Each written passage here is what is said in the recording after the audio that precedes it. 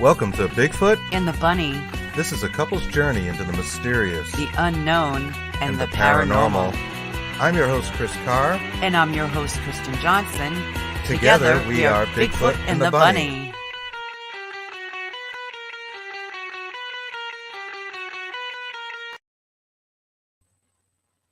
Welcome to Bigfoot and the Bunny. I am Chris Carr. And I am Kristen Johnson. And we are back under the weather again. Ugh. This flu has more sequels than Hellraiser.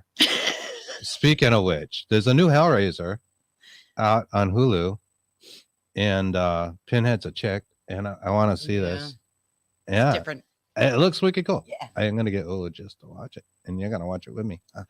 You won't watch Hocus Pocus 2 with me. And you want me to watch that with you?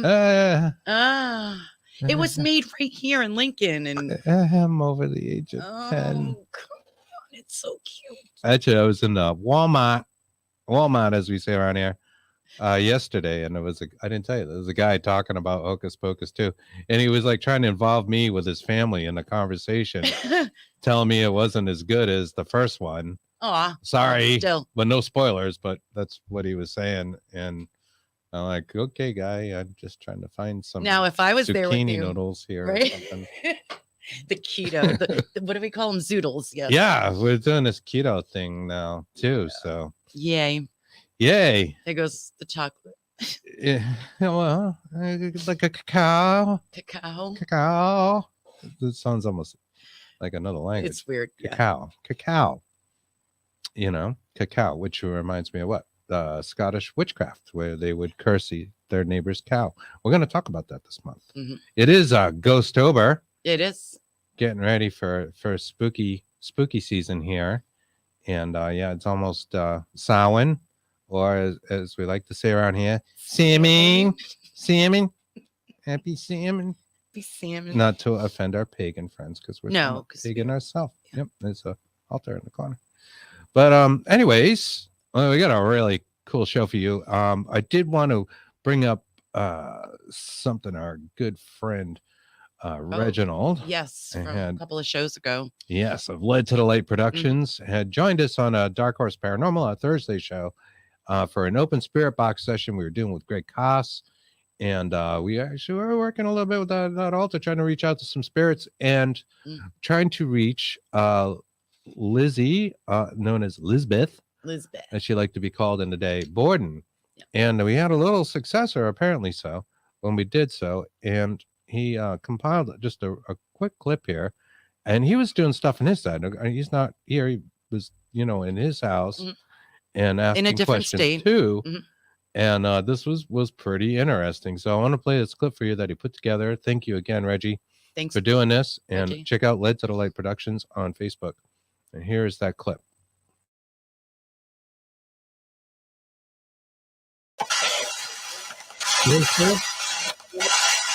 What was the house here until I was living in? Nora, the house on 2nd Street in Fall River or Maplecroft?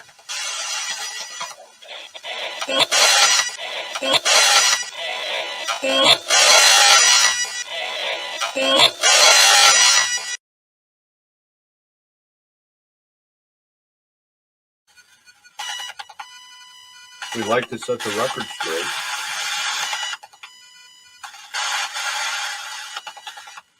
We come in love and light and mean you no harm. We are just curious.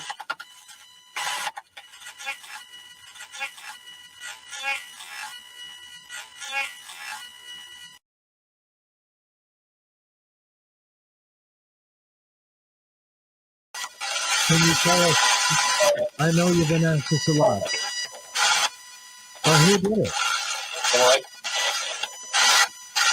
Did they say the right?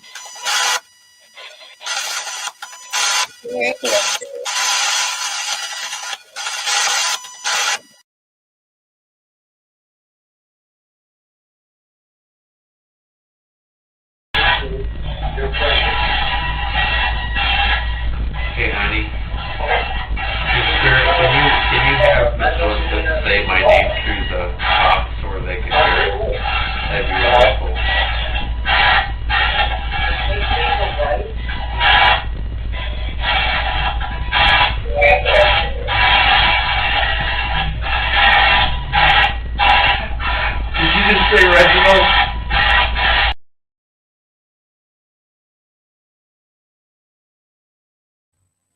So that was really cool. Yeah, it was And really interesting. one thing that's interesting to note is like you can hear, in the mainstream, it definitely sounds like Reginald, Mhm. but like on his own speakers, it sounded even more in his own recorder when he's sitting there, and that's his recorder going. He's at home, and he's got this setup at home. It sounds even more clear, and that is so wild because it's like she wanted him to know. Yeah, So that was really neat. That's a pretty neat show all around. It's neato. it's neato. Nifty. And you can find that in the archives of wherever you're watching us. Also wanted to give a shout out to the Paranormal UK radio network, who this show will become a podcast on because they came in number 1 and we're part of that Worldwide. in a poll that is on blog.feedspot.com. There's a poll, there's a whole bunch of different shows on there, and some pretty big shows, and we came in number 1. So hey, that is an awesome thing. Yes. And I'm happy about that. Also want to give a shout out to the Paranormal United Network, who has expanded and now has Parapost, and there's a whole bunch of shows going on there. And if you're not familiar, if you're just watching on Bigfoot and Bunny or Dark Horse Paranormal pages, do check them out in the Paralinks. Yes, please. They have I think it's pun 1, pun 2, pun 3. Yeah, and Parapost. Mhm. Our good friend Ken Allen was just on there with the Wizard's Table. I'm apparently going through Parapost now, so that is really cool. Yeah. And Ken will be joining us sometime this month, I believe, toward the end of the month, possibly the 29th, I think we said, for a very special Samhain episode. So, anyways, you gotta. These guests you're gonna laugh your head off. Yeah, we're gonna have a good guests, time. So yeah. we got a surprise guest. Yep. With us. I wasn't sure if he could make it. And our main guest is Clarissa Vazquez, and a great friend of mine. We authored a book together, and she's actually the person who got started doing this live show stuff. We had a show called Hidden World a few years ago, which probably somebody out there that watches this will remember. I mean, I don't know. And we get this wonderful book here, and I'm going to bring her on. She is also the founder of the Colorado Coalition of Paranormal. Thank you, Chris. CCPI, the Colorado Coalition of Paranormal Investigators. And I apologize, I got the flu, and I just don't know what to do with it. So. But let's bring her right on, and our mystery guest. Hey, Clarissa. What's happening? Hey, Mr. Balzano. Hello, Chris. Welcome. It's Chris Balzano. So Also, why is she the main guest and I'm like the other guy? Because I'm pretty. Wow. Dude. All right. I see how it works. You're over there driving and stuff. The blonde thing. Try to stay on the road, for God's sakes. Don't run over anybody and make more ghosts. Stay safe.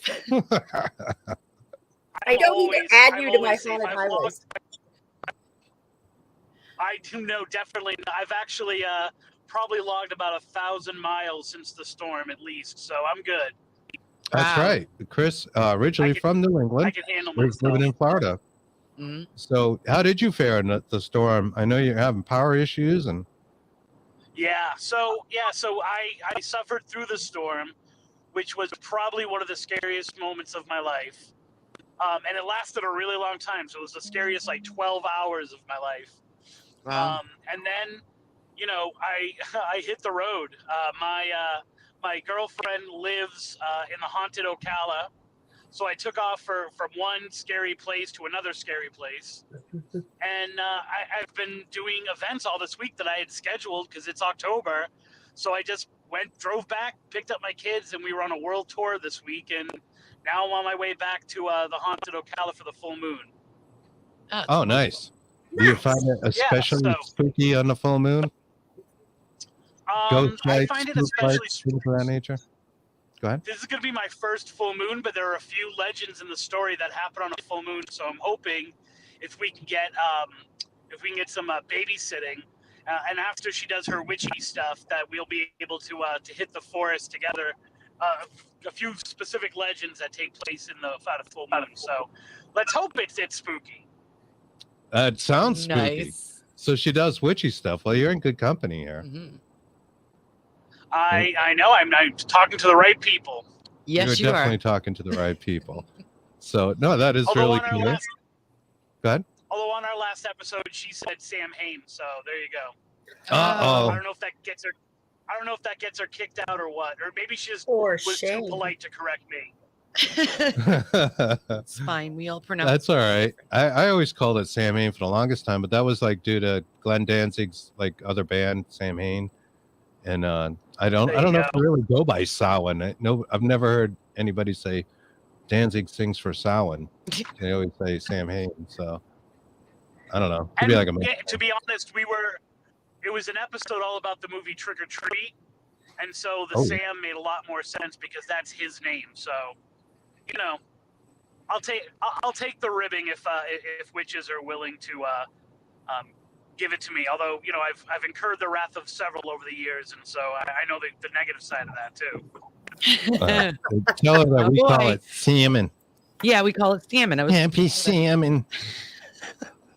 And you hope you have a good day. I'll just say I'm from New England and we pronounce everything the wrong way. Exactly. Exactly where I was going with that. We pronounce everything different. That's right. So, That's right. yeah. Absolutely. How do you say it, Clarissa? Yeah. Samhain. Yeah, you do it the right way. Oh, Yeah. And is it Mabon? Yeah. I got that right. Well, that's two. All right. Doing good. Mabon, Litha, Lunasa. Astara. Yeah. Yeah, Astara. Mhm. Yeah. That's my girl. Yeah. Yeah. We got a picture of Hakate over there. Hecate, not Hecate. Hecate. I can say it I that was way. gonna say, yeah. She can said it say it that first. way. You know, which is like to mix it up, get the witchy stuff going. Yeah. But no, it is the season, and the haunted Ocala forest. And we've talked about this previously, Chris. But your book is awesome on this. I love you. it. Haunted Ocala National Forest, available on Amazon, is full of all kinds of good stuff. And I keep moving the bookmark around because I wanted to talk to you about the Stakini a little bit. I was hoping you could tell us a little bit about that. I know you don't have. So if we don't, because you're driving and all that, but if we you're don't welcome. if we don't get witches pissed off at me enough, now you want me to get witches and Seminoles pissed off at me by talking about the Stakini. All right, whatever. I'm good to go. Absolutely.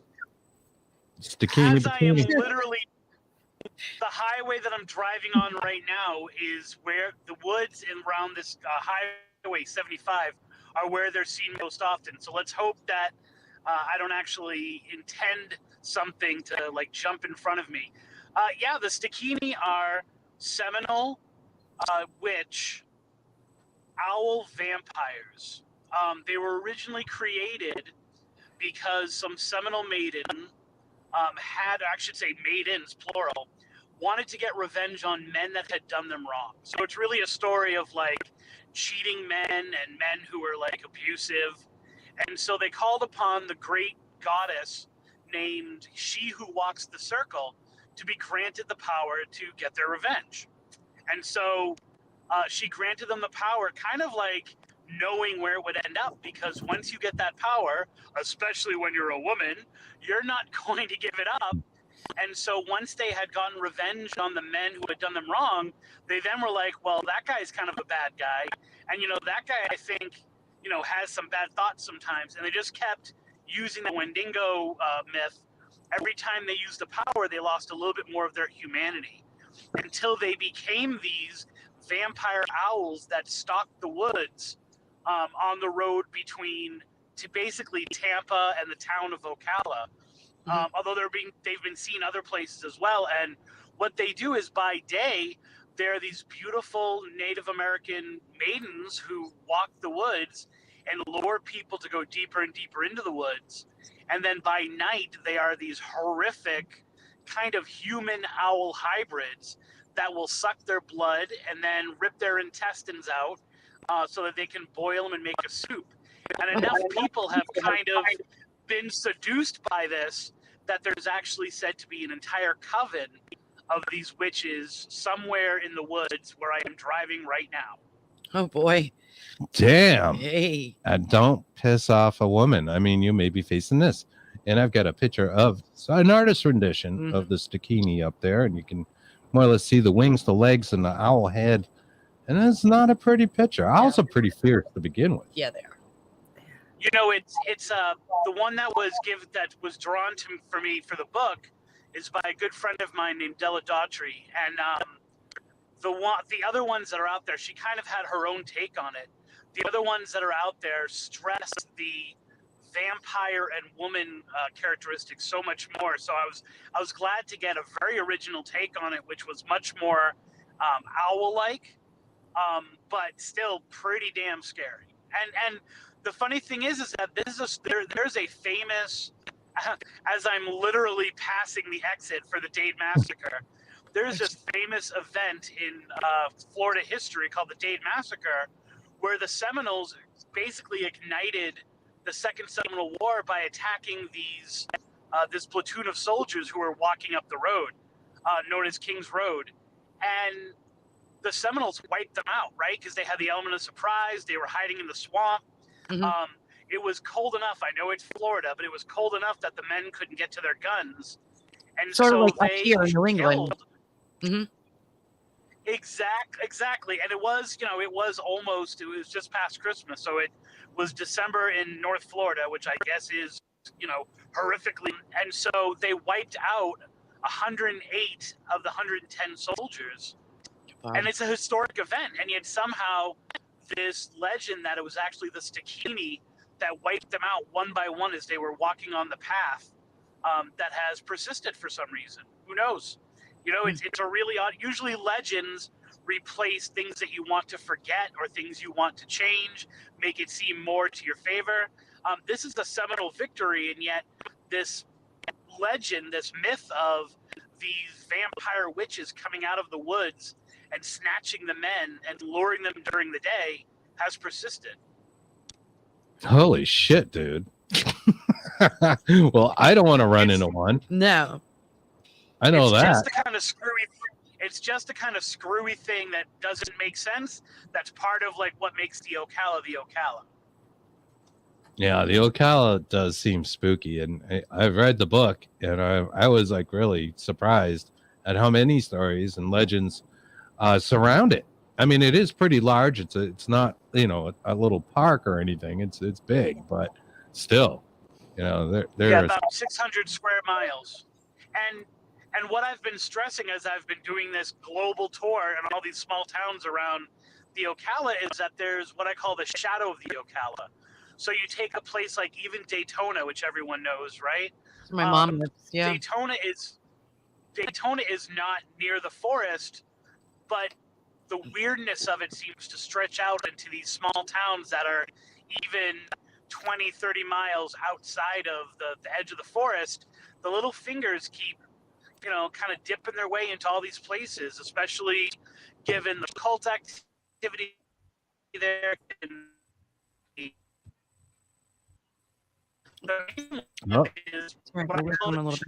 coming back. You don't know where things are in the Ocala at any given time. For goodness sake. Are you with me? Losing you a little bit, Chris. Hello. Yeah, you're getting into a zone. Of course you are, because I'm talking In the haunted. about the stuff I'm not supposed to talk about, some of which didn't make it in. That's right. Silence me. Exactly. You can't silence me. They'll keep you repressed. I want to believe, but the truth can't get out there. And there's some comments out in the audience. I'm going to give a quick shout out. Thank you, Courtney, Emery Young, Jessica, Nathaniel Gillis. What's up, buddy? What's up, Nate? What's going on? Joshua Dixon says, hey, y'all. Ruby has been in transition all day. At this point, I'm praying she passes, and our thoughts are with you, Joshua. We are hoping for the best for Ruby. I did see a post out there. And, yeah, you guys are awesome. So how you doing, Chris? Are we losing you, buddy? I think we're gonna lose Chris. So Yeah. it's Gonna have to okay. I call know back. Chris is traveling. He's going to a cursed location. I did want to get to that. So if he pops back, we'll talk about that. But Clarissa, how the hell are you? If I was any better, they'd have to put me in a cage. Well, we can't have that. Why not? You can't cage a Clarissa. You can't do that. No. Well, So- you can't tame a Clarissa. You can Yeah. you can cage one, but you really can't tame them. Ah, well, all right. Well, that's the thing. All right. Well, cool. And as I said at the front of the show, and probably a lot of people don't know this, that you and I had a show together some years ago, Hidden World. 2 shows. 2. Didn't you co-host Periscope Uncensored for a while? I don't think I did. I think it was on it, but I didn't really co-host it. I thought you co-hosted for a little while, but maybe not. Yeah, it was mostly the Hidden World stuff. But Well, yeah, Hidden World was definitely what broke you into radio, or the oh, for sure. podcast and internet radio realm. Yeah. Yeah. Kind of broke my cherry on that one, as well as writing a book called. Yes, we did. I'm gonna let you say it because it's got a big long title, and I always mess it up. But Debunking common paranormal myths, exploring psychosomatic pareidolia. And I said the phrase that pays, so I'm going to take a drink. There you go. Drink. Made we feel better. That's right. We had a running joke about saying the word pareidolia, and that turned into another word. Yeah. And we were just talking about that. It Well, did. because on Hidden World one night, the book had just come out. So this was in 2018. The book had just come out, and we were doing Hidden World. And so, we were obviously plugging the book. And so you and our wonderful producer at the time, I don't remember what his last name was. I remember his first name was Daryl. Daryl. Decided that every time I said the word pareidolia, I had to drink. And of course, I was drinking straight tequila, and so I'd say pareidolia, and you'd ring a bell, and I'd take a shot, and by the end of the episode, I was falling over. It was, and I said a bad word on the air too, so it was a good night. Yeah. No, it definitely. We had a lot of fun with that, and the book was fun. And I think if it was not our first interview for the book, and you had set this up, it was the second. I think it would have been the first though. Was like Spooky South Coast. That was our first interview for the book. It was the day after the book launched, and I was in Gettysburg. We had just investigated that mansion in Massachusetts the night before because I was on that big road trip. Mm-hmm. And you and I had investigated that mansion. S.K. Pierce. Yes, the S.K. Pierce mansion. We had investigated that together the night before, and the book had just launched, and so we did Spooky South Coast together the following night, and I was in Gettysburg that night. Yeah, and I was a friggin' nervous wreck because I didn't know what to do. Of course, Thank you for that, because he did the same exact thing to me. Those of you who don't know, Spooky South Coast is like this huge show, especially if you're from New England. Everybody knows Tim around here, and especially Chris because they've worked together. In fact, together over there, and it was like a big to do, and I was like, oh my god. And oddly enough, when we had the opportunity, we went on his Midnight FM show together, and Kirsten was a nervous wreck. So I got to pass that along. He did, and he's like, well, Clarissa did this to me, and I'm like, I'm not you, and I'm not Clarissa, and I'm not going on. Right? I got so nervous, I'd be hitting my beers too much and start asking them you with permission though. I'm like, hey, they want to talk to us about this book. Do you want to do this with me? And you went, hell yeah. Oh yeah. I mean, I wanted to. I said, hell no. But it was, I can't tell you it wasn't chicken shit. But yeah. He said he was really nervous. I was wicked nervous. He was really nervous, and we were both so sleep deprived. Oh yeah, right. Because we had investigation. Because we were up all night the night before. Oh, it was that must not have been. We were so sleep deprived. My only saving grace was the fact that I was able to sleep while we drove from Massachusetts to Pennsylvania. So while we drove to Gettysburg, I was able to sleep in the car. That was my only saving grace. My only saving grace was alcohol. Good Lord. I was like, yeah, okay, yeah, this will be great. Yeah. But that was a Yeah, lot so of that fun. was 2018. That was the fall of 2018, August, I think, August or September. I don't recall the month, but it was August or September of 2018. We had just put out Debunking Common Paranormal Myths, Exploring Psychosomatic Pareidolia. And the purpose behind the book was you and I had a phone conversation where you in particular, but I had the same feelings, were so frustrated by the vast number of people putting out crappy, what they consider to be evidence of paranormal activity. Sorry. That's right. And Yeah. people, especially new people, get Mhm. into it, because they're so invested. They want Yeah. everything to be a ghost. They're Right. so hungry for it. Yeah. And you can just drive yourself nuts reviewing data, and that never goes away. I mean, the more you listen to your The 80 pareidolia. hours of recordings, the more you're going to start to hear stuff that isn't there. Exactly. We've got to take a break. You know, you got to take breaks and that kind of stuff. And there's just all sorts of triggers in the book. Looks into those triggers, the visual triggers and the electronic triggers, and I kind of try to give you a baseline of like, it's not everything's a ghost, buddy. Right. Put the recorder down and put your EMF meter over there. It might be somebody's stomach. You know, you don't know. You know, in the book we gave 3 real world examples of That's Philip. of similar experiences. And I think my favorite one is Santa Claus. Yeah. It's like a little kid on Christmas Eve. They want so badly to encounter Santa Claus that every noise they hear, oh my God, was that the reindeer? Oh my God, is that Santa?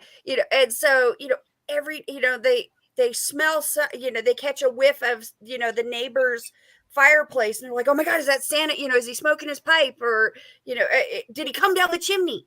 And those kids, they're in that zone, and they want so badly to encounter Santa Claus that everyday noises that they probably subconsciously hear every night.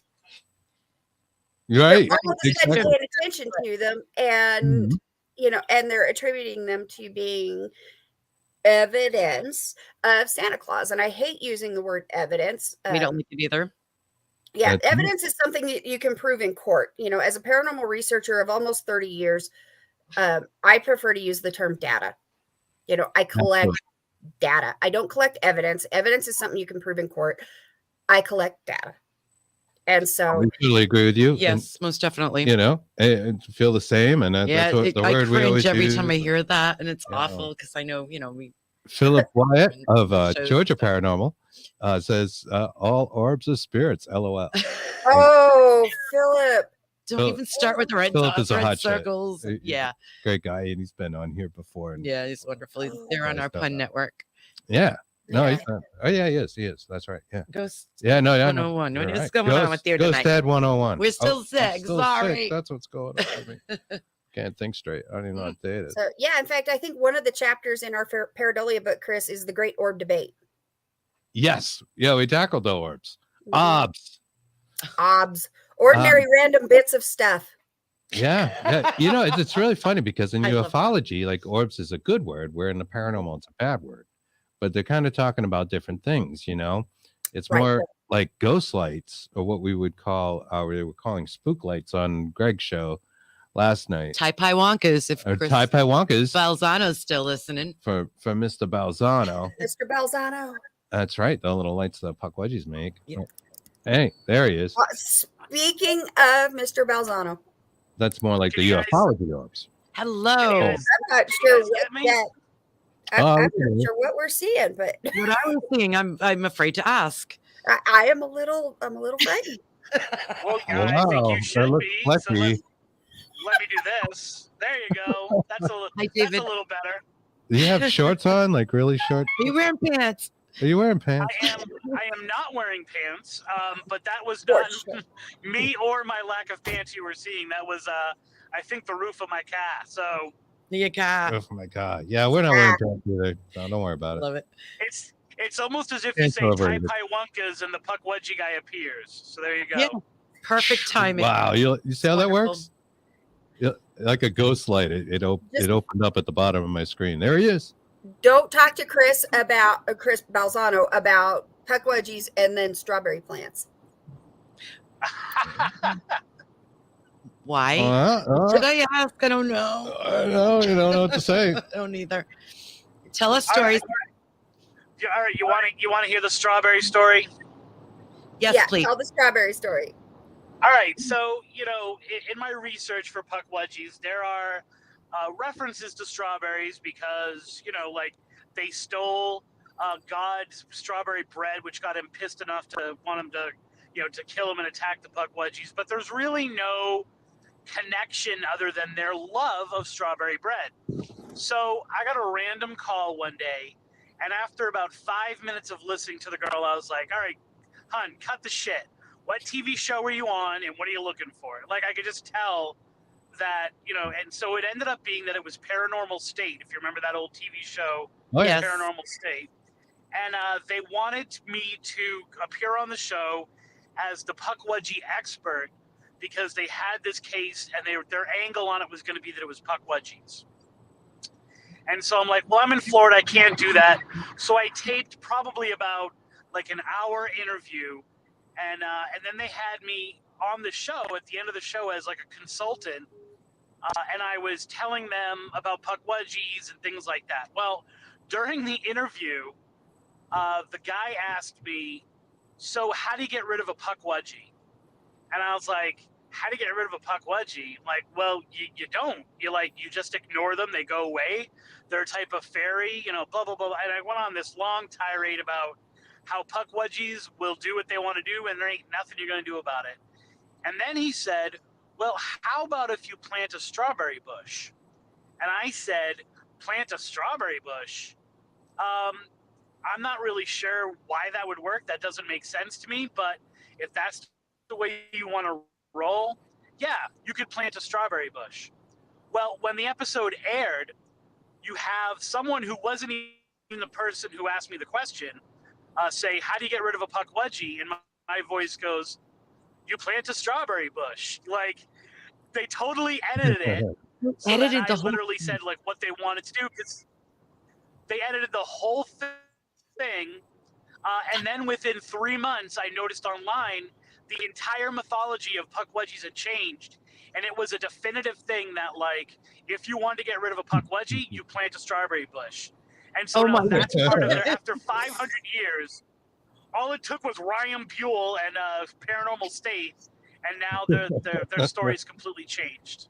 There are people out there like planting strawberry bushes out here in the Bridgewater Triangle. Of course. All around their yard, like planting strawberries, saying, stay away. I know you're the one stealing my mail. It doesn't even make sense because, if you want to, now there is something to be said for like satisfying a fairy, you know what I'm saying? Which a puckwudgie is a lot like that in terms of all the other things. So you can say, all right, well, maybe if you like leave out a tin of milk, you know what I'm saying? Or you bake a certain bread, it makes the fairies, kind of like not pissed off and they like you. And so maybe that could extend to puckwudgies, but that's not in there. That was not in their mythology for, centuries until Paranormal State. Unbelievable. But it made a good soundbite, right? Yeah, exactly. The ever evolving They world call of me puckwudgies. Soundbite Balzano. I have to say that is one of my favorite Balzano stories. One of them. I have a few, but that's one of my favorites. It's ridiculous. That's so funny. I usually tell in a lot more detail and stuff like that, but I don't want to steal Clarissa's thunder because she's the main guest. Listen to him. Oh my God, you both are. After I refer to you as my legend tripping hero in the dedication of my most recent book. You did. Have you guys gotten into talking about the book? The book is amazing. Not yet. One of We're the going to pick it up right now. Mm-hmm. And as you can see, Wrong book, Chris. I'm sorry. One of the things that I really like about the book is that it's not just a litany of ghost legends, like ghost hitchhiker legends or roadside legends. There's actually a lot of it has to do with the methodology that Clarissa and her group uses. So it's like an owner's manual of how to like track legends and do research, in addition to being a really good, you know, case by case look at some of these creepy stories. It's one of the things that Clarissa has like strived to do as long as I've known her, is actually be like very transparent about how she does things. And it was actually, some of it were my favorite parts of the book, because I was like, oh wow, yeah, like people need this. Like if you're just going out there and ghost hunting or investigating, and you kind of are using the tech to guide you, this was using the intellect to guide you. And so I really enjoyed both sides of that. Right. I will never forget, several years ago, Chris, you posted a kind of a rant on Facebook going, I don't understand why all of these ghost hunters and paranormal researchers, why they always wear black. We don't think about that. And so I commented, I'm like, the reason that I have my team wear black is to, you know, eliminate reflective surfaces. And, you know, and I actually laid it out and explained it. And you went, well, I never thought of that. Wow, I conceded someone else's point. That's so not like me. Yeah, I know. It's funny because I was going to do, and I still plan to, do a review of the book and post it. And the first line of it is, if you don't know who Clarissa Vazquez is, then you're probably just some guy watching TV shows, going around hunting ghosts with a black shirt on. That's hilarious that that's the thing you remember me for, because I was going to be using that as like a, if you don't know what her name is, and for those people, obviously people who are fans of the show know her, right? But like people in the paranormal, if they don't know your name, they're doing it the wrong way, because you've been doing it longer than just about anyone else, because you're wicked old. But also doing it the right way, like you know, without it's a pseudoscience, right? So right. Like the way people say they're using the scientific method is not the scientific method, but the attention to the methodology that Clarissa uses needs to be mimicked and echoed by other groups. That's wonderfully said. Yeah, well put about, except the wicked old part. Except for that part. You know, yeah, the wicked old. What did I do to you? Oh my God. That's awesome. And of course, the book is called Phantom Hitchhiker Project in America's Haunted Roadways. We were just getting to that, Mr. Balzano. And I need a copy of it here, which I'm going to set up and arrange and leave a review ourselves. But I do have quite the Clarissa collection. I can't even say that properly. Over here. And tell us about the book, Clarissa. Please. So in 2010,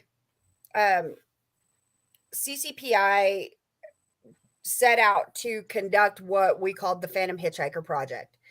And really what happened was I was in college. So, you know, I was a college freshman, so maybe I'm not quite as old as Mr. Balzano says I am. You're not. If I was a college freshman in 2010, so I had to write a research paper for my English 1 class, English 101. Had to write this research paper, and of course I wrote about how paranormal investigation, or more specifically ghost hunting, should be regarded as a legitimate form of scientific research. And I started asking, you know, big names in the field. You know, I talked to Lloyd Auerbach, I talked to Barry Fitzgerald, I talked to a bunch of others, and got their opinions on it. And, you know, I was getting responses like, paranormal research is no more scientific than boiling an egg, or it can't be conducted scientifically because we don't conduct our experiments in a lab.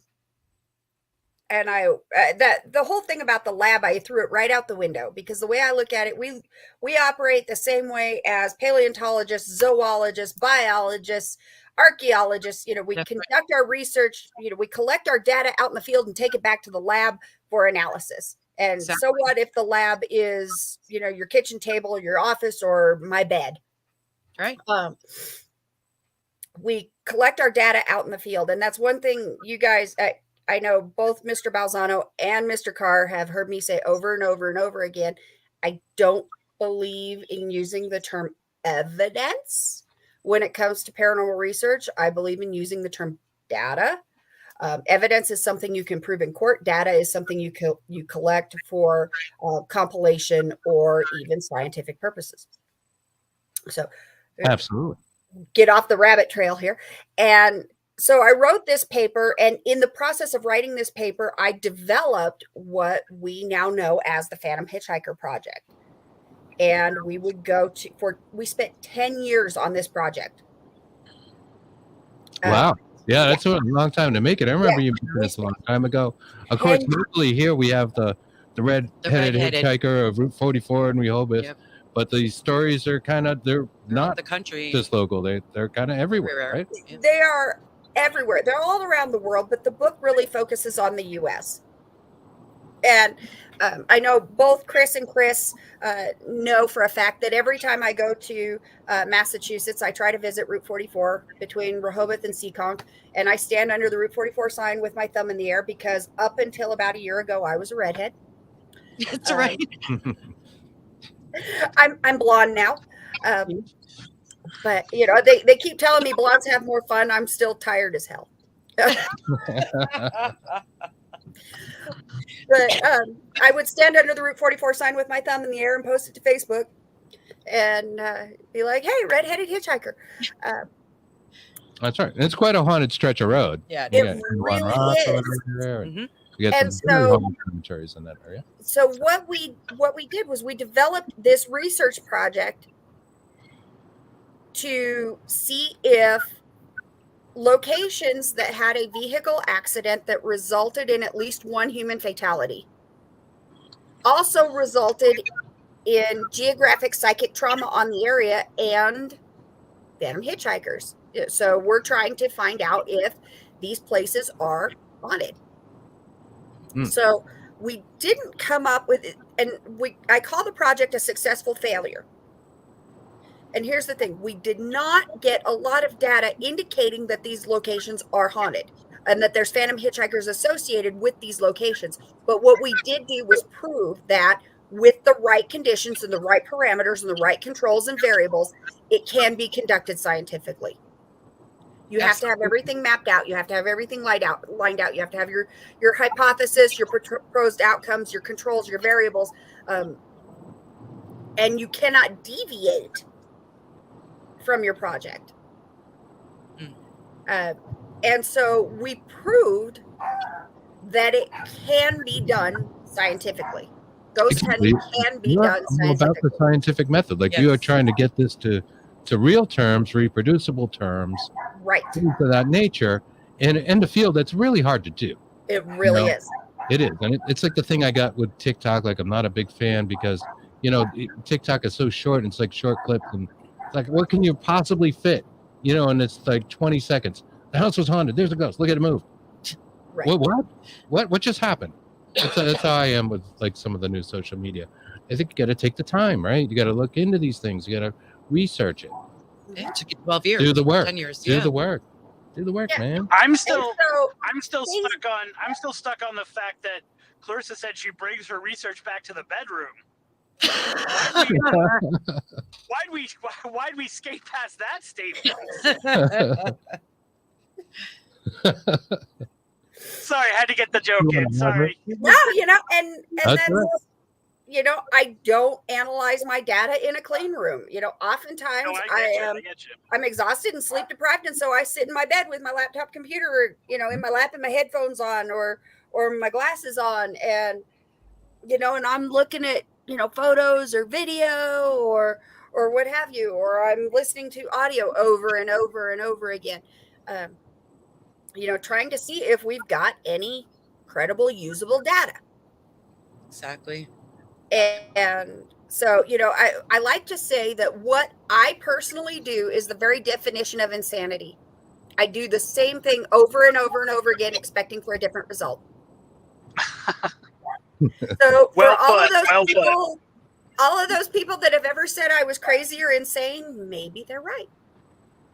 Maybe we're all a little nuts. Yeah, you know? Einstein had a thing for that. I forgot the term, what he said.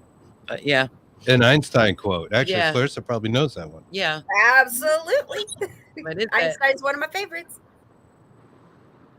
Yeah, he says the definition of, that's what it is, the definition of insanity. Is doing the same thing over and over again, expecting a different result. Exactly. And people going to work doing the same thing every day. They're not. Well, Yeah. it was actually Einstein that said that. Yes. Yeah. Oh, I don't know. I thought a lot of times they attribute like famous quotes to like all kinds of people. Yeah, the one thing Einstein did say, and it's my favorite Einstein quote, he said, "The most beautiful experience we can have is the mysterious." Yeah, I love that. That one is real. That is my favorite Einstein quote. Because you can go through Facebook and see the same quote attributed to like Gandhi and Abe Lincoln. Oh yeah. And Einstein and Tesla too. Yeah. Just Keanu Reeves. Tesla has no time for Bigfoot with a dingle. That's right. And that is in the psychosomatic pareidolia book. Yeah. I don't know if Mr. Carr wants to tell that story or not. Well, yeah. Actually, let me see if I can find said photo and I'll show our audience. This was kind of interesting because Clarissa had come up with a graphic for the book, and it's a UFO hovering over a Bigfoot. And well, that's okay. I can't find the exact picture because it is now corrected. But however, the first run of said picture, it was just something about blending the images that you did there and the way the shadows worked. Yeah, I said, Clarissa, it is nice. You know, she was all proud of it. She was like, "Oh, look what I did! I was able to." Look what I did. It looks so great. It looks so good. I'm like, he kind of looks like he's got a dingle, and he did. He did too. He's like standing there, and it's like a shadow of the UFO is his leg, and it was like, wow, look at how hung Bigfoot is. It's not just the feet, apparently. Yeah, so I had to Photoshop Bigfoot's dingle, and Chris so eloquently, you know, we're under the gun. We are up against a deadline for this book, and you know, we were pulling all-nighters.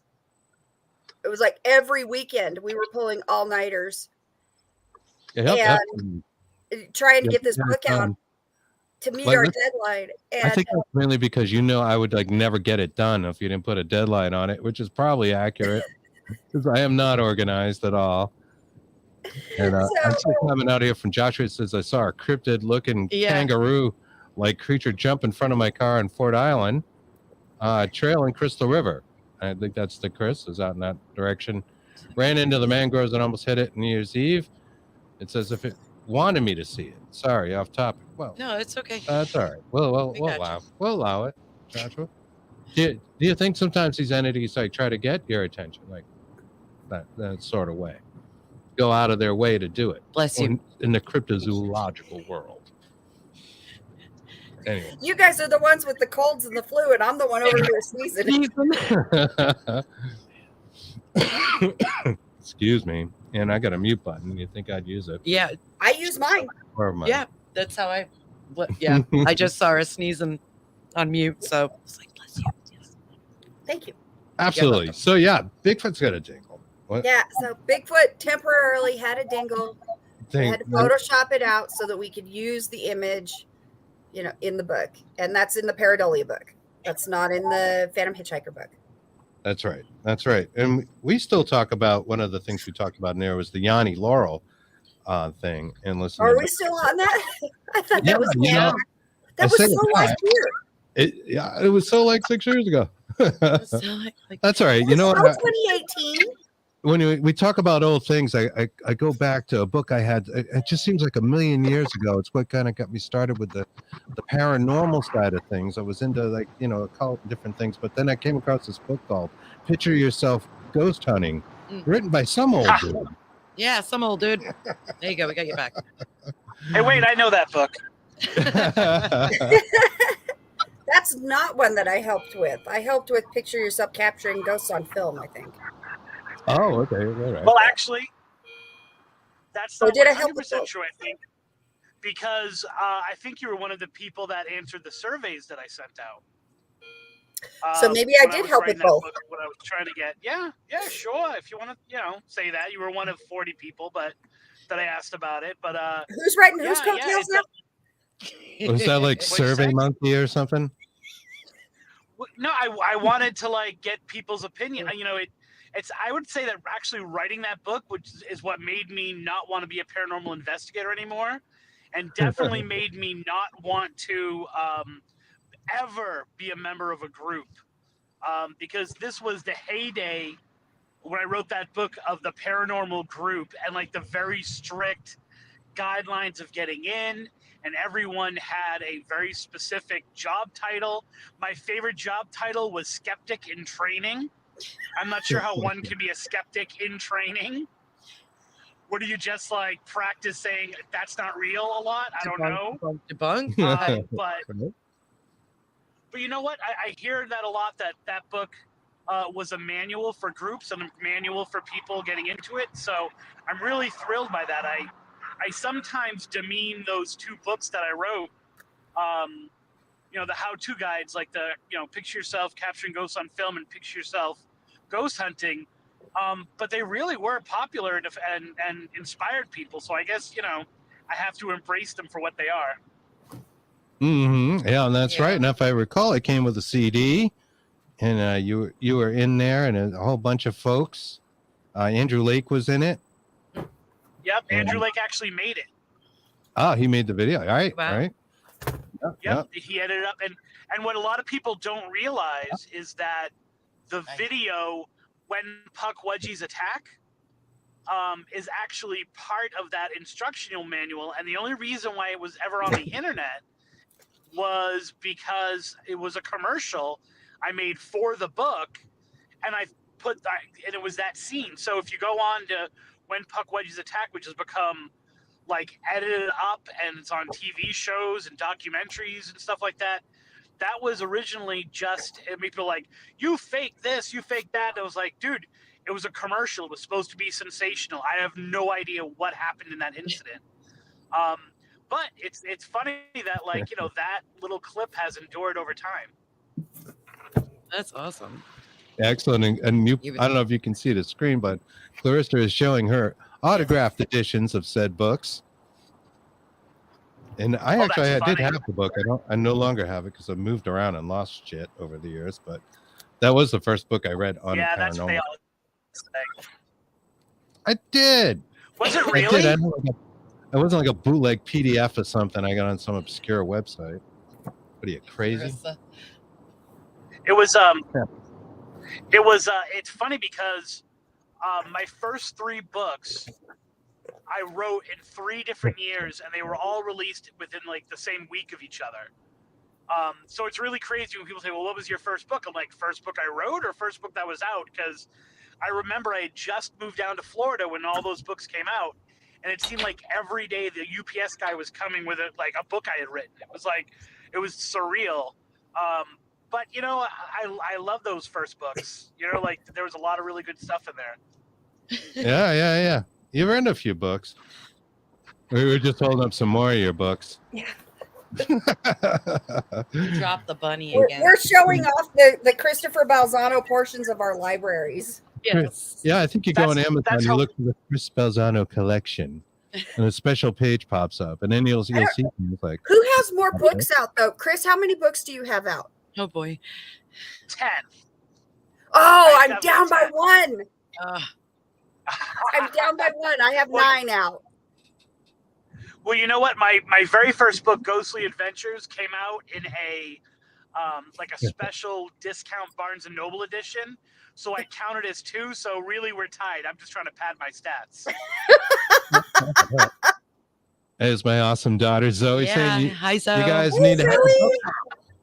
There you go. Yeah, maybe hey, yes, we do. That's $1 million idea. The Yeah. Paranormal Book Club. It's ours now. Get a book every month. Yeah. Yeah, that'd be good. I'm with you. Why not? Yeah. I was talking about doing as part of Tripping on Legends these kind of like haunted books, like episodes is based on that, because we've now brought out books to the field, especially like kids books. for like child ghosts, and reading to them, and seeing if we can get responses. And then, of course, you know, in Haunted Objects, I have the story. You were talking about Lizzie Borden before. I have the story of the Lizzie Borden dropping book, where the kids were asking someone to read all the time, and the book would literally drop off the shelf, and there's a really cool story attached to it. And so just doing this, like this whole thing of like haunted books throughout the ages, and like, you know, the little stories about them. So Clarissa, if you want to take that, you can up me on my numbers.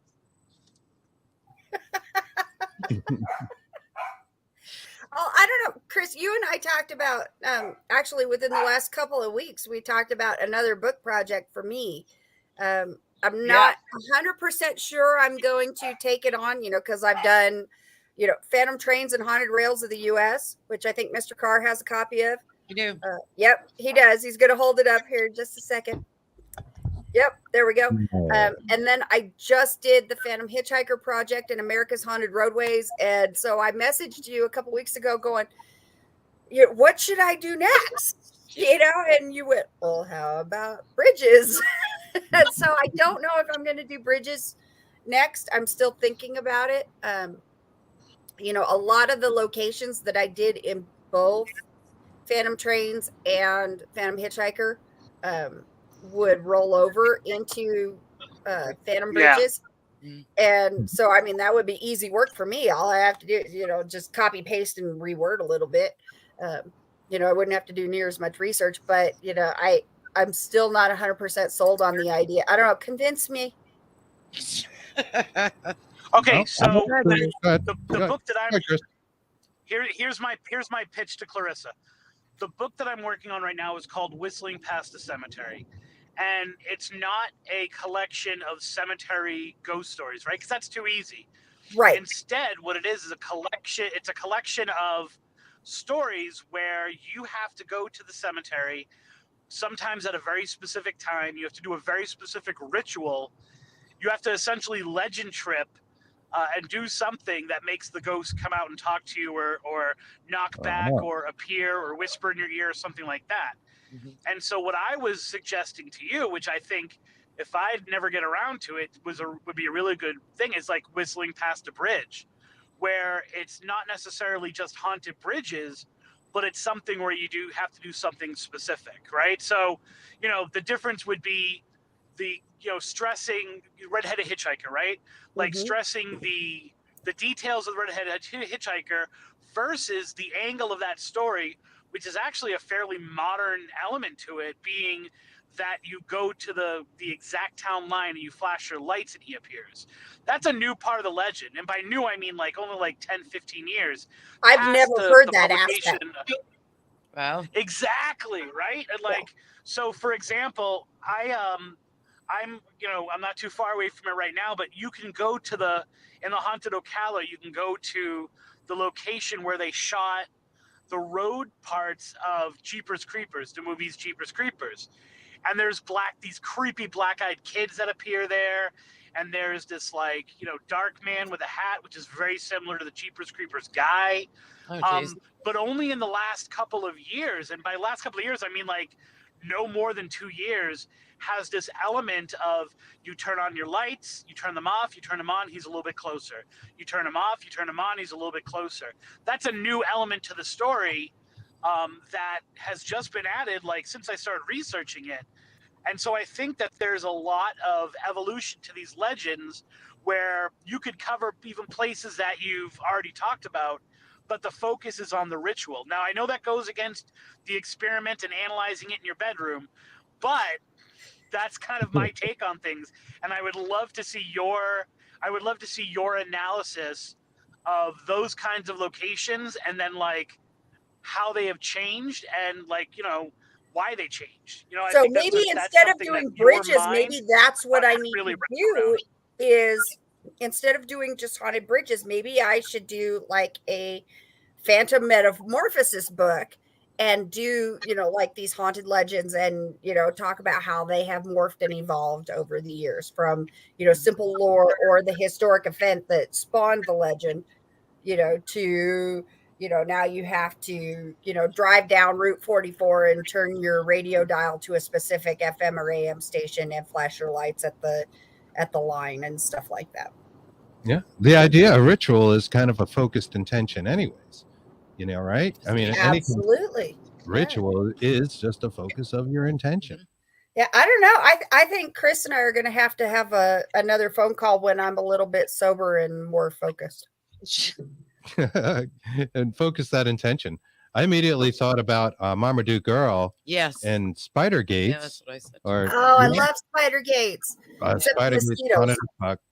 Yeah, except I for have a those shirt. mosquitoes. You're absolutely right. Yes. Yeah, I actually had a shirt made for her. We had so many experiences there. It's like one of our favorite places. In fact, we go there at least annually. We do. It's our annual pilgrimage. That is our pilgrimage. Only time I was ever at Spider Gates Cemetery, there in Worcester, Mass, was in 2015, I think, maybe 14. And we had applied 3 different types of bug spray, and we were just eaten alive by the mosquitoes at Spider Gates. They can be vicious in the sun. It's a reservoir and it's standing water, and it's all really that bad. stuff. It was horrible. It was ritual, beautiful. It was beautiful, and it was historic. And we lost Balzano. We lost Mr. Balzano. That's all right. He'll be back. But I think isn't it like run around Marmaduke Girls 10 times. Headstone 10 times, and I don't know, slam your head on the ground or kiss us or whatever, and he'll appear. Yeah, and Mercy Brown. Yeah, it's a lot like there's the one headstone that has the square in it. I don't know if it looks kind of like an aspen leaf. What I'm doing. Yeah, there we go. You have the one headstone has the square in it, and you have to look through. And I think the square once held a photo, but you have to look through the square towards Mercy Brown's headstone, and you're supposed to be able to see the quote unquote vampire walking through the cemetery. That's right. And for those of you who don't know, Mercy Brown is Rhode Island's most famous vampire, New England's really. Who's 19 and she died of the TB, the infamous tuberculosis got her. Consumption. Consumption. Yeah, it was known as consumption back then. And, I'm a Colorado girl. Born and raised in Colorado. I've always considered New England to be my second home. I used to go out there 3 or 4 times a year. I haven't been back since 2019. No, I was there last year. Yeah, no. I was there last year. We all had dinner when I drove through on my massive road trip. Yes. I used to go 3 or 4 times a year, but Mercy Brown holds it holds a place in my heart. Even though there's really nothing to the legend, she died in the winter, so they had to put her in the storage shed, which is just a great big earthen mound with a door. They had to put her in storage until the ground was thawed enough for them to actually bury her. By the time they got to her, she had started to decompose, and there was a little bit of blood coming out of her nose and her mouth, and so they attributed that to vampirism.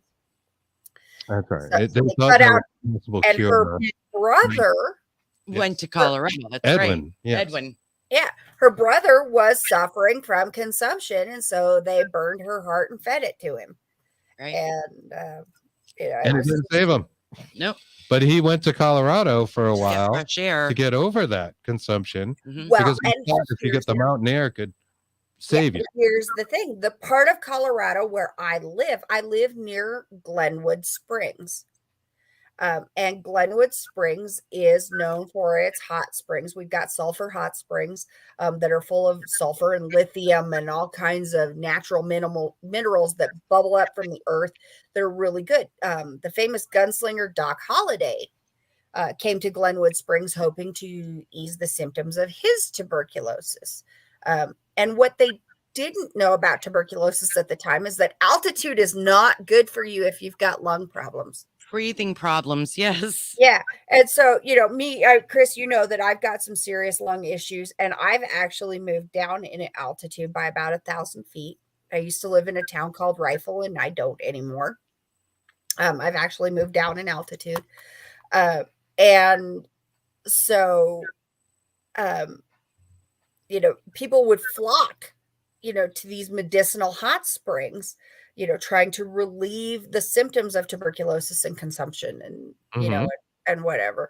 And it didn't work because their symptoms were too far gone, or they went too high up in altitude, and the air's really thin up here. It is. Yeah. It is. So, Yep. yeah. That's right. You're There right were on. a lot of places like that too. They were kind of like almost like asylums, and they would be very open air. They'd be up in the mountains, and you thought, oh, that's gonna fix it, but they were just making things worse. Right. Well, you have a copy of my book, Ghost Hunting in Colorado, Theories for Worldwide Investigators. It's the one that Mr. Balzano wrote the foreword for. That's right. Yep. And in that book, I talk about a hotel called the Hotel Colorado. In fact, right there on the cover, the first photo in that cover, and I designed the cover, and I did it to kind of look like postcards. Did a good job. I like that. And so the first photo in that stack of postcards is the Hotel Colorado.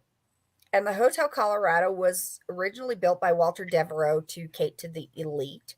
And people would flock to Glenwood Springs to soak in the hot springs and the vapors. Talk about the vapors. They would breathe in the vapors. We have vapor caves up there. It's better than glue. I am going to go to Colorado and do some whippets. I don't know why I just said that with a Scottish accent, but it did. Tis the season. It is. Well, and I've got my cats running around, and all of my cats have Celtic names. So, except for Lobo, but he was here before I got here. Anyway, the Hotel Colorado, which is very haunted, was one of those high-end elite resort spas where people would come to alleviate their tuberculosis symptoms, and the most expensive rooms would rent for like $12 a night, which 100 years ago, that was a lot of money. That was a lot of dough. Most That's definitely. right. You could get more than a loaf of bread. Keto bread.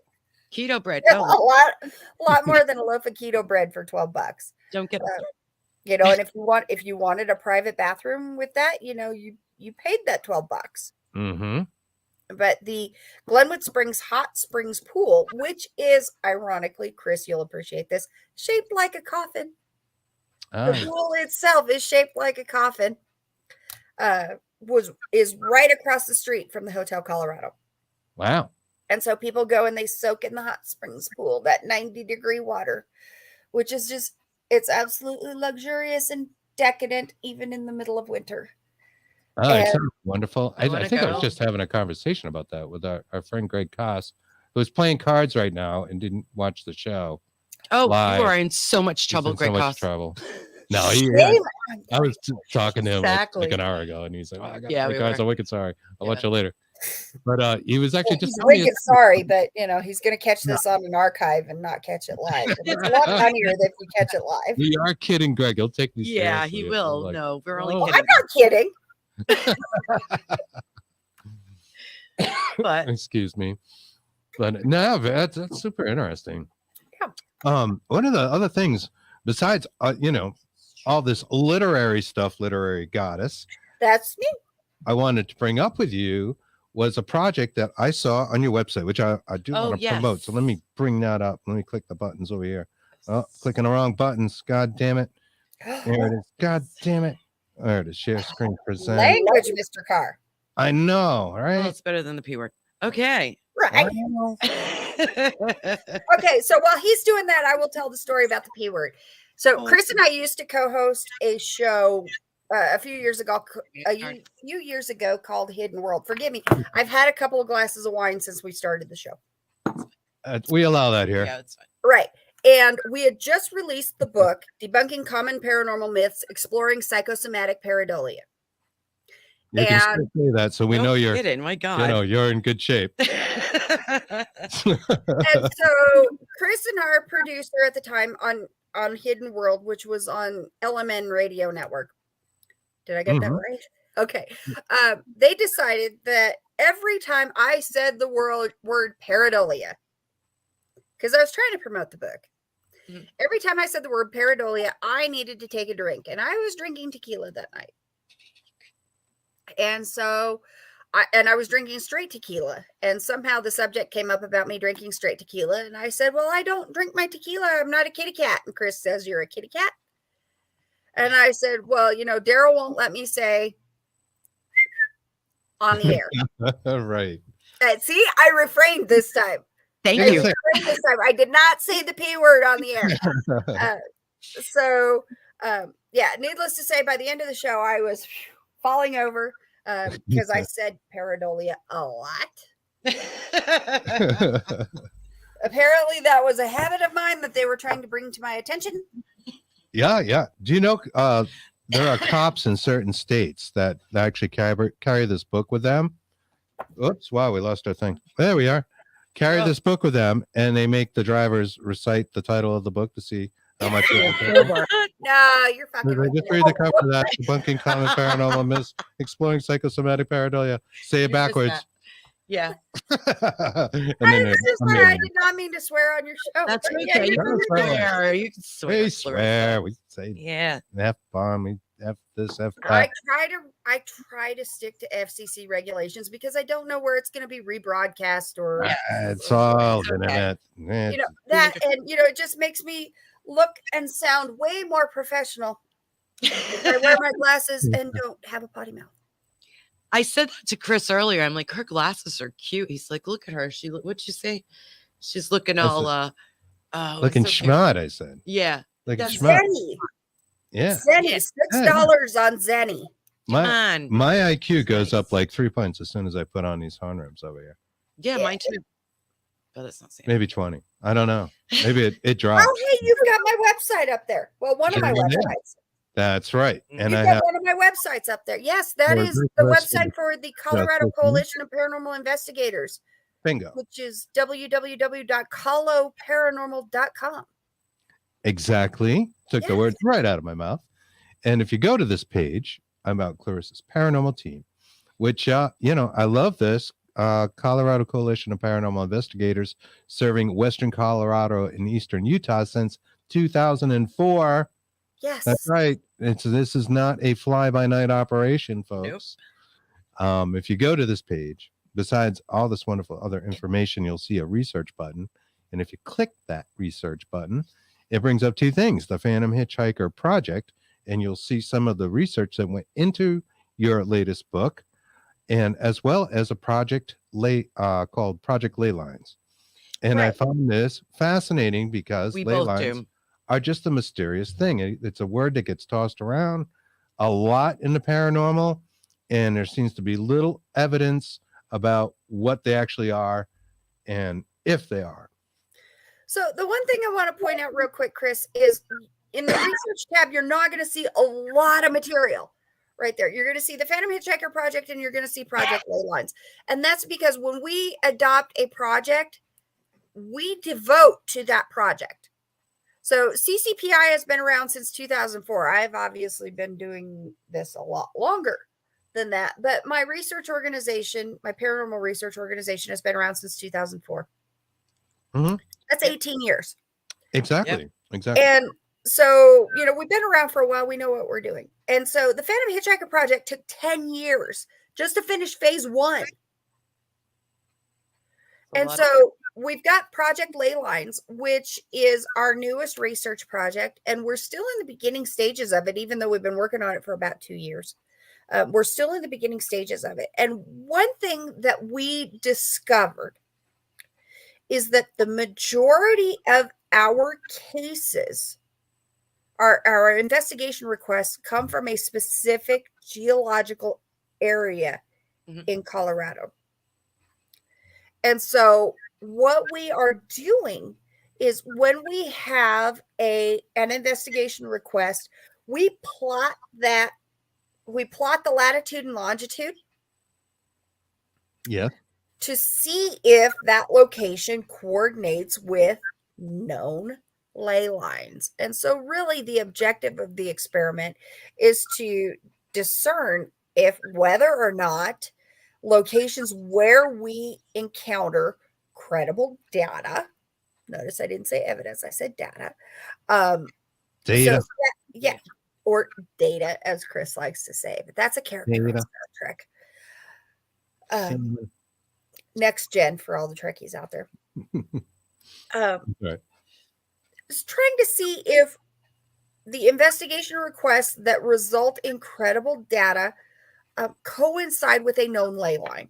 And ley lines are invisible underground magnetic lines that have been mapped. Pardon me, 1 second.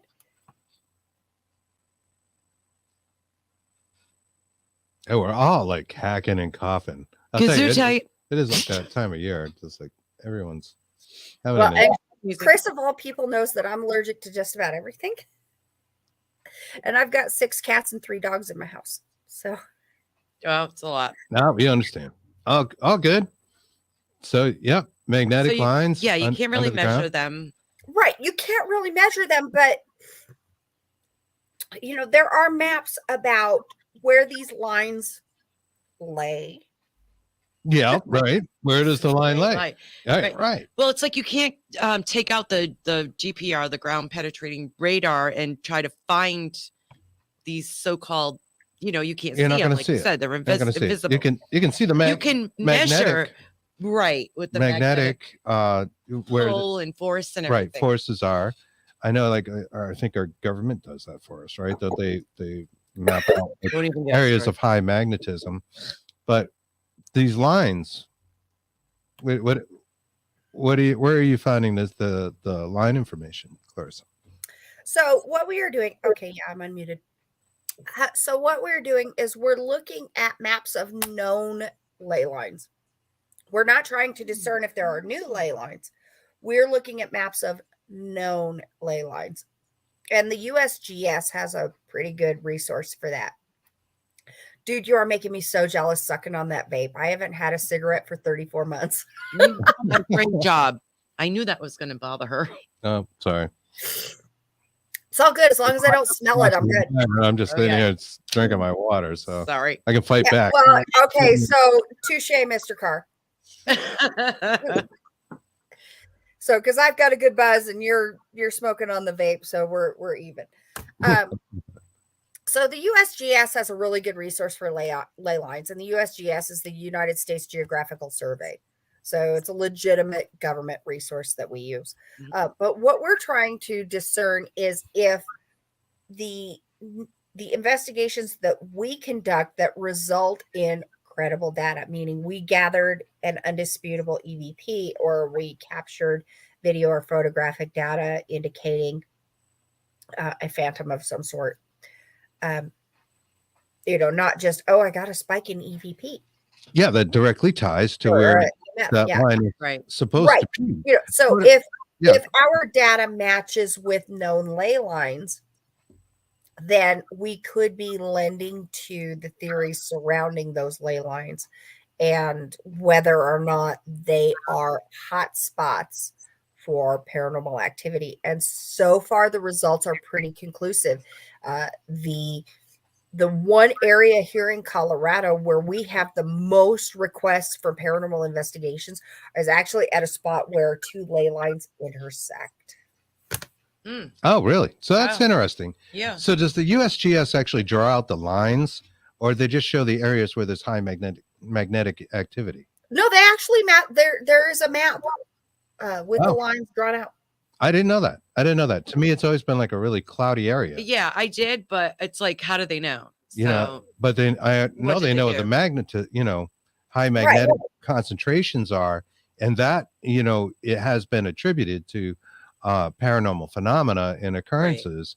I know it was like Barry, the parapsychologist. Barry Gerald?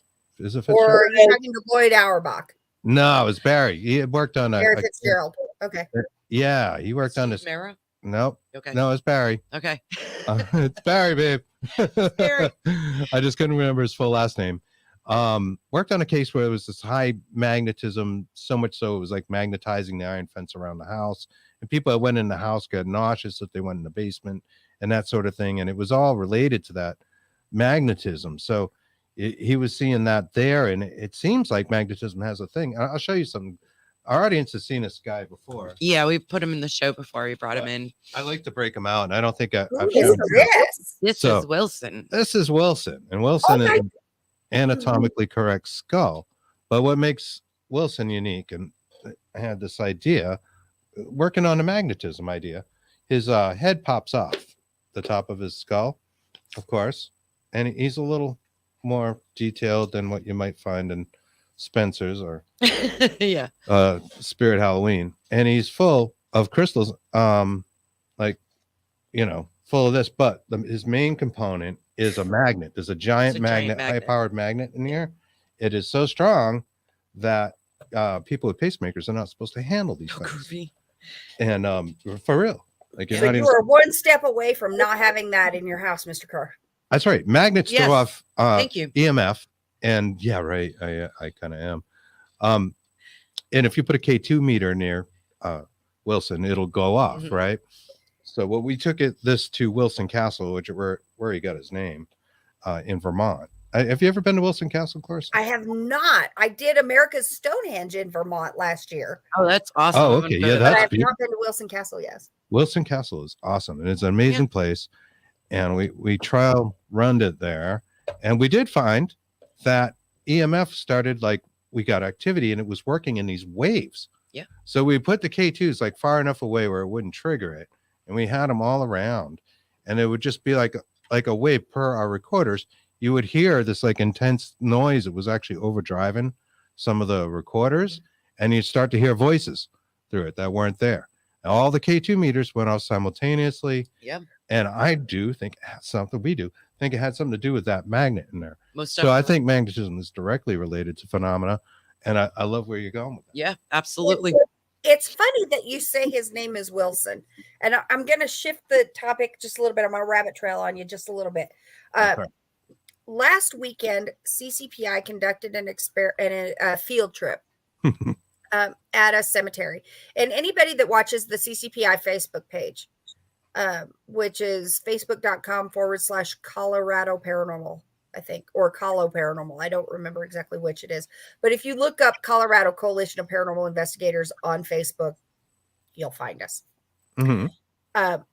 We went to this cemetery. We don't usually do cemeteries, but we went to this cemetery on a hot tip that there was this phantom black truck driving around. And we broke off into teams, as we usually do. And there were 3 of us walking around with a spirit box, which, Chris, you know I'm not a fan of the spirit box. Because it can be easily debunked, and it is subject to pareidolia and apophenia and all of that. Those big, $10 words that, make me drink. Anyway, we were walking through the veterans portion of the cemetery because the 3 of us that were on this team, we were all veterans. And so we decided we were going to take the veterans portion, the veterans cemetery portion of this area. And we walked up to this one grave, and the name on the gravestone was Seth. His surname escapes me, but his first name was Seth. And Reverend Robbie, our group minister, he says, "Oh, hey, Seth, how you doing? You're a Marine." Robbie was in the Marine Corps. Robbie was in the Army. Steele was in the Marine Corps, and I was in the Air Force. So, we had everything except the Navy and the Coast Guard covered with our group. But Robbie says, "Hey, Seth, you were in the Marine Corps. Steele was in the Marine Corps too." And the spirit box said, "Seth."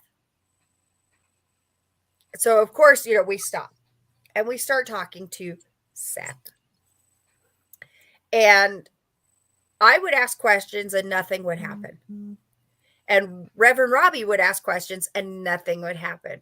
But Steele, the Marine, would ask questions and we would start getting direct responses. And he would say, "Hey, Seth, who's the best poker player?" And the response that we got was Wilson.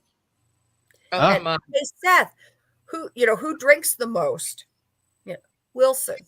come on. That's "Hey, weird. Seth, can we talk to Wilson?" No. Oh, Uh-huh. wow. And so, we spent several hours at this. Oh, speaking of Steele, he just texted me. He's like, I'm home. Are you on the radio? Yes, I am.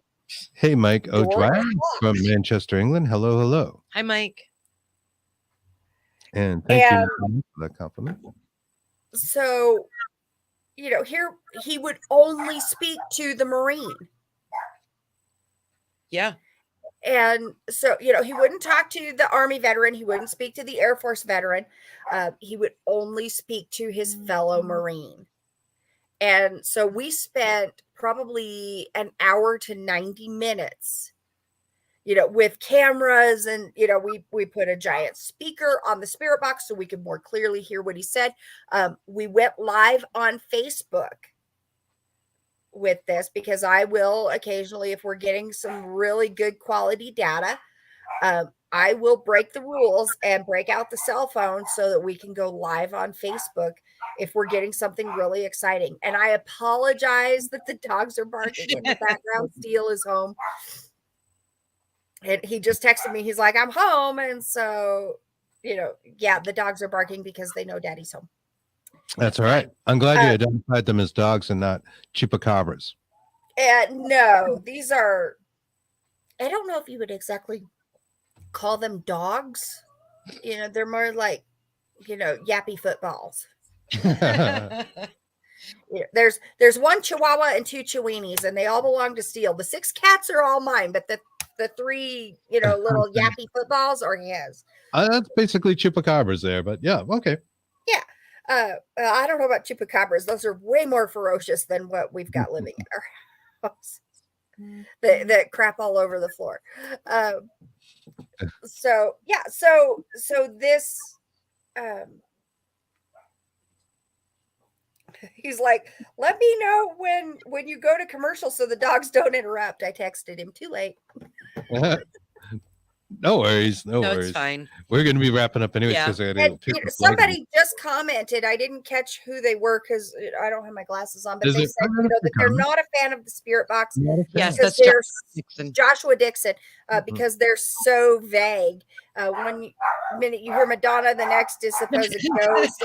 I laughed at that. And you're right. I am of the same opinion.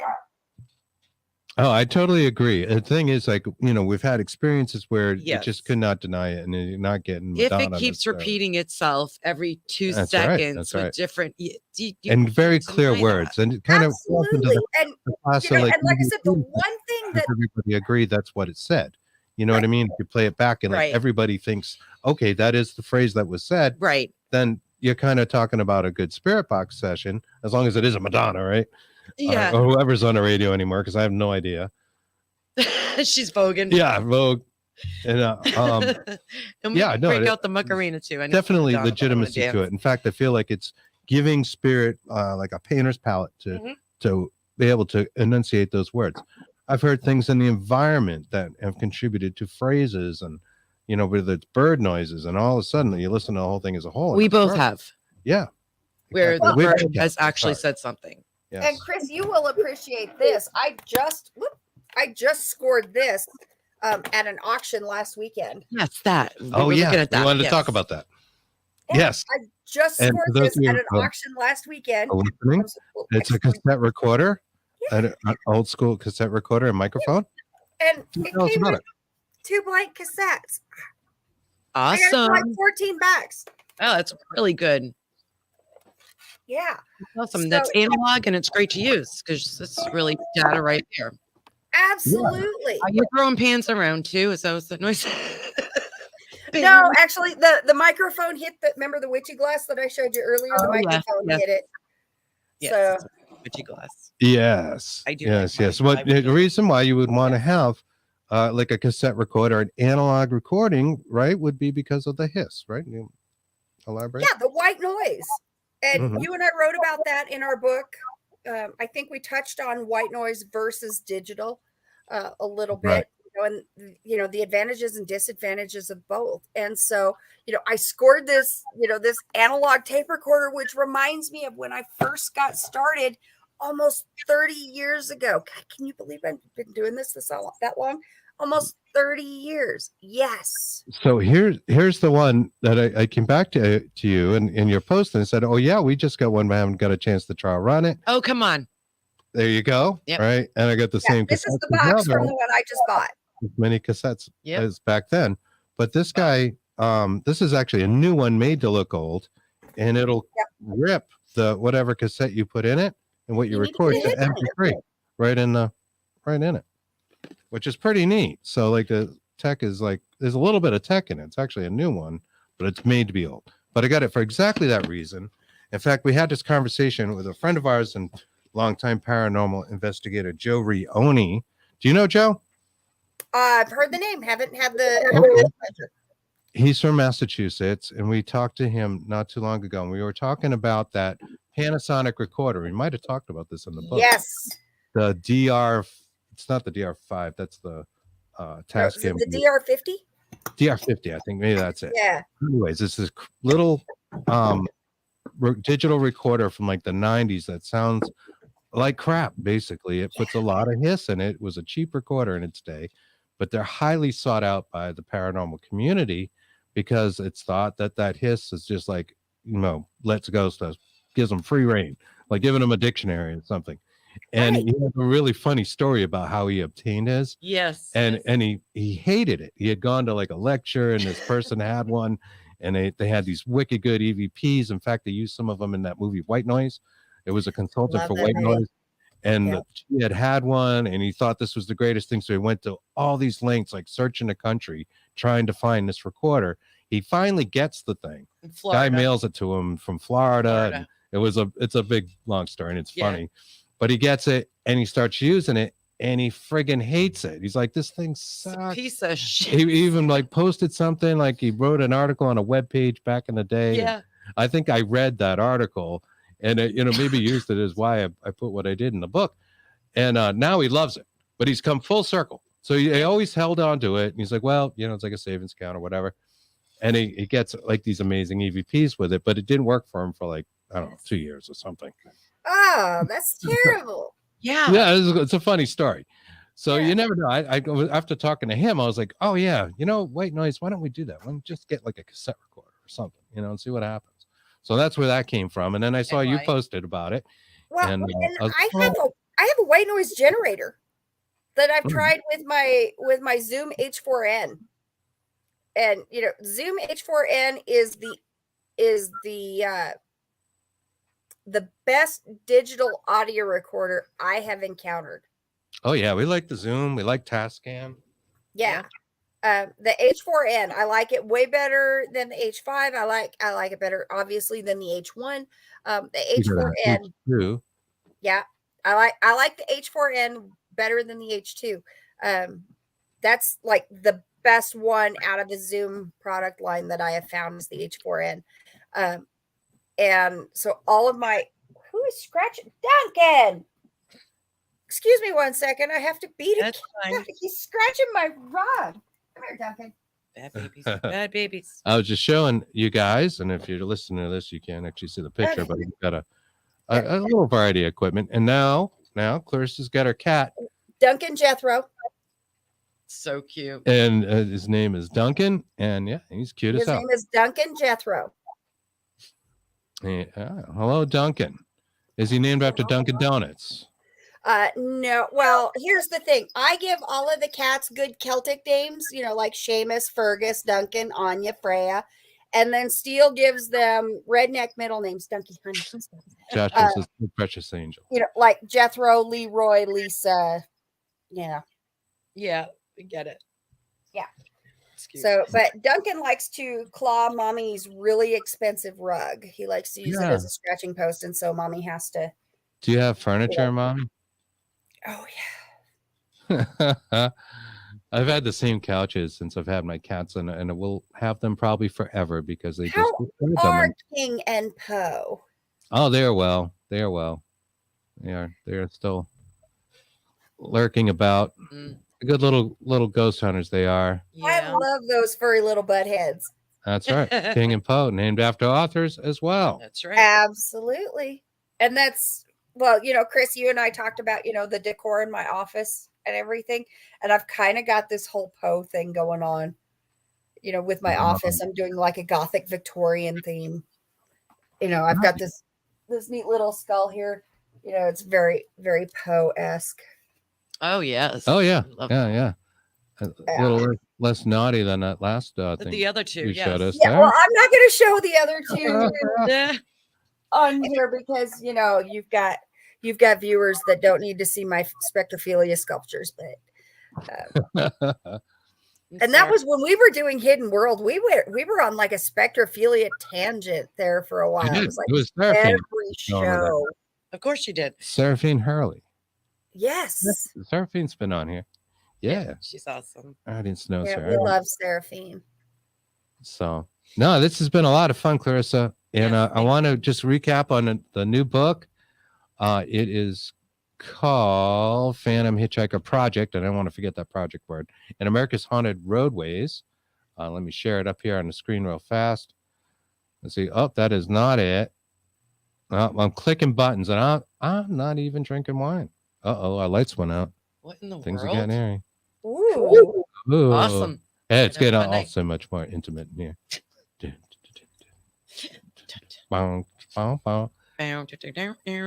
we go. Sorry, Zoe. There, yay! That's the Amazon page. That is the Amazon page, and is that the best place to get it, Clarissa? Or are you doing any? So you can order unsigned copies through Amazon, and they're $14.99 plus shipping unless you have Prime, and then shipping is free. Or you can go to C. Vazquez Author, which is CVAZQUEZ author.com, and you can order signed copies. Now, all of my books are, if you order through the website, are $12 a piece, or 2 for $20, 3 for $30, 4 for $40. Now, I'm not overly computer literate. So what you have to do is you go to the website and you submit your order, and then I send you an invoice via PayPal or Venmo, depending on which method you select. I send you an invoice, you pay the invoice, I sign the books, and I ship them to you. It's pretty easy. Nice. So, they're certainly cheaper to order through me. Yeah. And you can also get copies. You can also get copies of the book that Chris and I co-authored together, Debunking Common Paranormal Myths, Exploring Psychosomatic Pareidolia. And those copies are signed by both of us. That's right. That's right. So, yes. And I recommend you guys do that. Yes, please. And absolutely pick up Phantom Hitchhiker. We'd also like to thank Chris Balzano. Thank you, Chris. You can find his books on Amazon as well. Lots of great stuff. Obviously, we're all like fans of each other, and we love the stuff. So we really appreciate it. And thank you so much, Clarissa, for joining us. Thank you. Stick around. I'm going to just tidy things up here, and we'll be right with you. Right on. So that is all the time we have for Bigfoot and the Bunny this week. Yes. It's been a lot of fun, and thank you guys for joining us. Joshua, we hope all goes well with Ruby, and that things go for the best there. And feels so bad. Our hearts go out to you. We know how that feels. Thank you everybody for joining. We'll see you guys next Thursday on the Dark Horse Paranormal Podcast. Till then, be safe. Have a great weekend.